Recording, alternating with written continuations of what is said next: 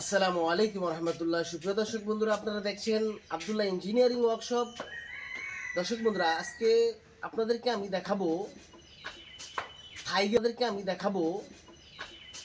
Thai glass, যা আমার পিছনে দেখতেছেন টাই অ্যালুমিনিয়াম দিয়ে করা এবং 6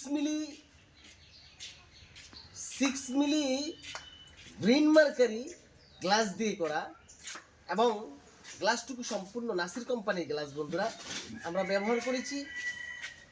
দেখতেছেন প্রত্যেকটা মালের মধ্যেই স্টিকার দেওয়া আছে বন্ধুরা।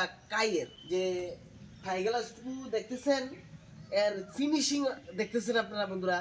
আমরা খুবই সুন্দরভাবে ফিটিং করেছি, ফিনিশিং দিয়েছি, এবং দেখতেছেন যে হাতের ইশারায় হাতের হাতের এই যে হালকা হাতের ইশারায় বন্ধুরা এটা আসবে যাবে, এবং খুব সুন্দরভাবে আমরা করেছি।